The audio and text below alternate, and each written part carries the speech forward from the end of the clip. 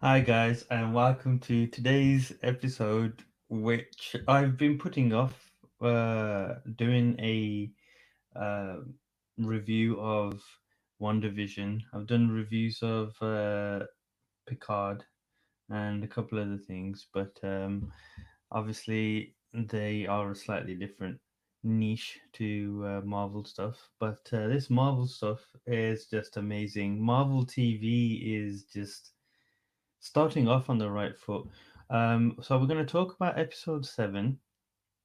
But before we do that, um, I just want to say that, like, since the very first episode of this, I've enjoyed this whole series. Now, it started off with like a 50s kind of bewitched kind of thing, and 60s, and then the 70s, and the 80s stuff got good. But then uh, there was a bit of a mixture with like 90s and early 2000s, and that's just playing off for episode 7 now. And I think we're going to come up to the point where everything's going to explode. We left on a really good cliffhanger for episode 7. But growing up as a kid, I've watched all of these styled shows like Bewitched, I Dream of Jeannie, and stuff like that, and Roseanne, and like it. I don't know how they did it, but they created that feeling. They created that feeling of those kind of sitcoms, and I think Elizabeth Olsen is such a varied actress or actor.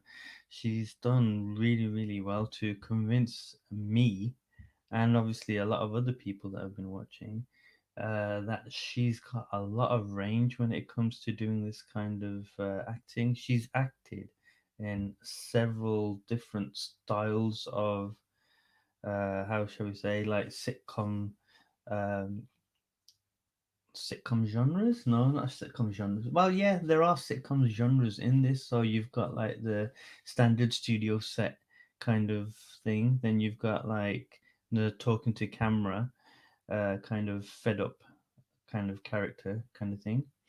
And yeah, so there we have it. So uh, episode 7 starts off with Wanda just starting to have her breakdown, or pretty much in the process of the breakdown. And Vision's missing, obviously. She's in the last episode, he tried to break through the wall that was created around Westview, and he hasn't come back, even though she's extended the wall around the town. And like it's just like I think Modern Family is a show that they're referencing. I have watched a few episodes. I'm not a really big fan of it, but you can easily kill a lot of time watching those kind of like family sitcom comedy things. And yeah, so the kids are asking her, "Mom, like, are you okay? Where's Uncle Petro, and where's Dad, and that kind of thing." And she just says, "Well, if your dad doesn't want to be here, then that's up to him," which I found quite funny actually, because it kind of represents how family life is like in the 90s and early 2000s. I guess that's why they mix those two up. But we do get another intro. We get a separate intro, and I love these intros to WandaVision. Uh, they really sell the point of those particular um, TV moments or TV styles in time. And yeah, so she's feeling really frustrated right now, Wanda is, and she's like, "Oh God, kids, what the hell?" And then suddenly Agnes comes in and she takes them away and gives Wanda some me time. And I thought that was interesting. I will wonder what's going to happen while the kids are gone. I think the kids are keeping her kind of sane, which doesn't really work in the real world, I don't think. Right. So then we go back towards uh, the guys at Sword, and Monica Rambeau has created some kind of little team. She's put them together remotely, and they've come along with a space rover to actually break through the barrier.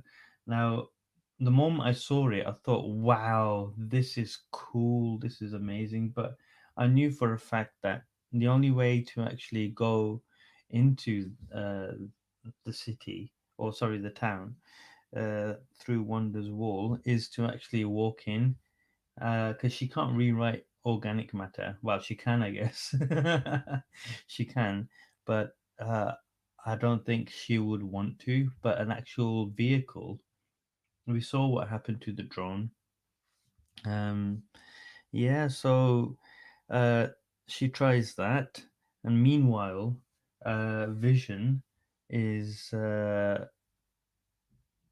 has basically is talking to, who was he talking? He was talking to one of the circus people, and they told him to go and start working. Then he sees Kat Dennings' character, and she's like completely brainwashed, like the rest of the people in the town.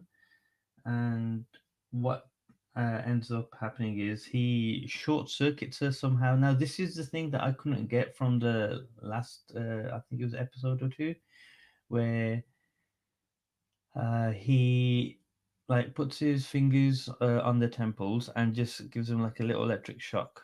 If that's the case, everybody just needs an electric shock to wake up, and then they could just revolt against Wanda. But then that could be really bad.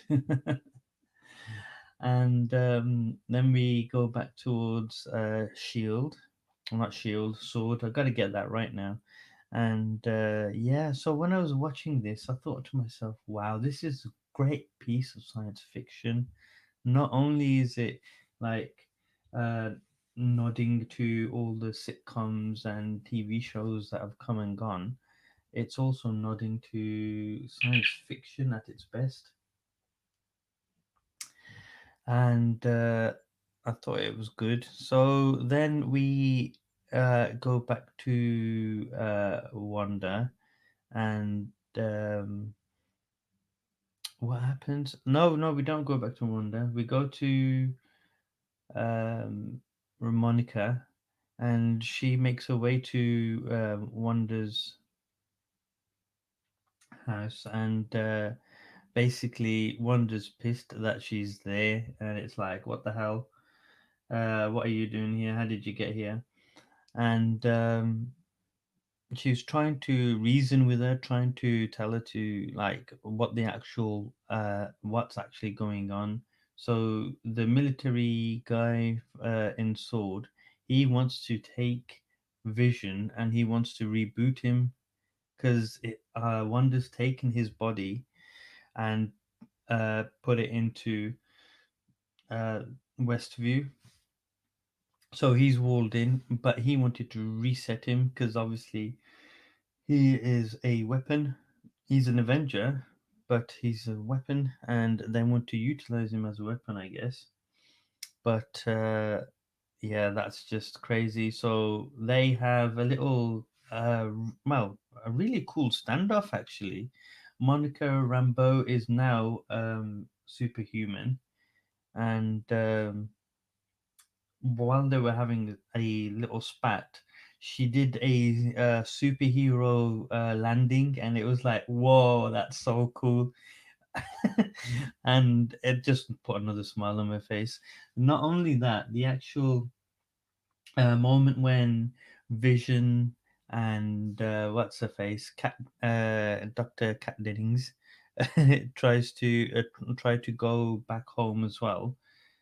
What happens is that they keep getting obstacles in the way, and it's just hilarious. It's just crazy the way it happens. Anyway, so the next part of the show is like the most telling of all. So what ends up happening is that fearing that something's going wrong, Agatha, Harkness. Ah, I ruined it already. Ah. Okay, so Agnes is actually Agatha Harkness, and I wanted to reveal it at a later stage, but anyway, crap. This is spoilers. Who cares? If you haven't watched it yet, you're an asshole. Um, yeah. So what she's done is she goes over and basically says to Monica, "Yeah, you better leave right now. I'm gonna look after Wanda." And Wanda just goes with Agnes and goes to Agnes's home, sits there, and like she just realizes, hold on, the kids were meant to be here. There's like half-eaten sandwiches, and the rabbit is there, and it's just like empty. And Agnes says, "Oh, they're probably playing in the basement."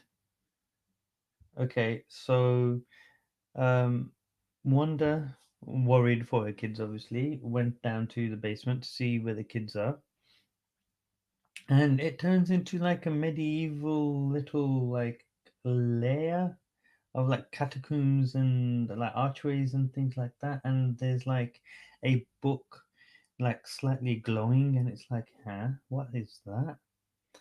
And um, from behind, Agnes comes around, and she says that you're not the only witch in town. And it's like, what? And then she just introduces herself as Agatha Harkness, and then like you get this you get this like the monsters style intro for her, and it's so funky, and you see that she's been pulling all the strings, and it's like, wow. So everything that has been happening, Agnes has been pushing along, and all the way through, like from the first episode onwards, I kept thinking, why is this woman so important?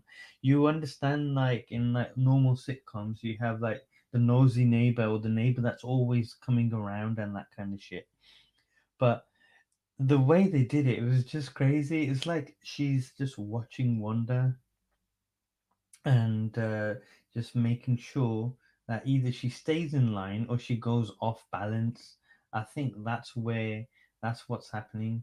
She's making Wanda go off balance. Now, if nobody knows who Agatha Harkness is, she's a witch in the Marvel comics. Now, I have never come across her because, well, because I haven't. But I've heard the name being thrown about recently.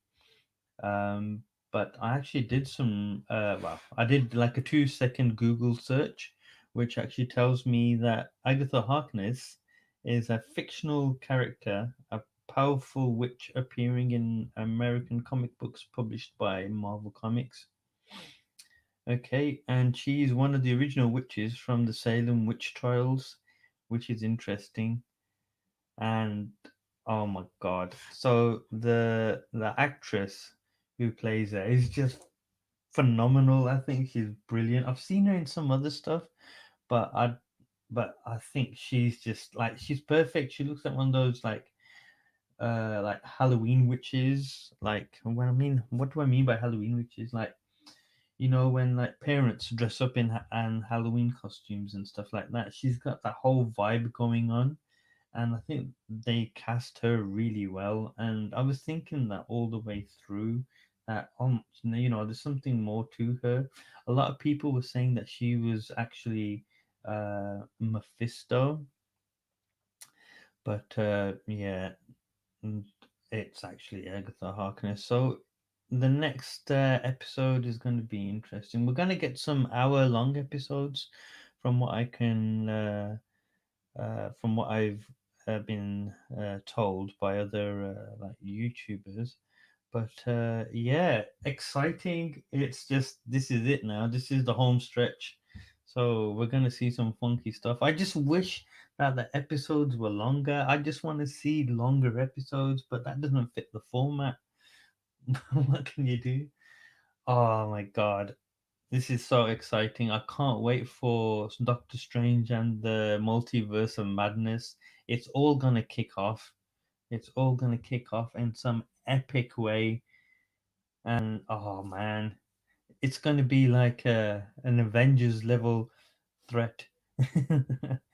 But Doctor Strange is gonna be the one trying to save Wanda, I guess.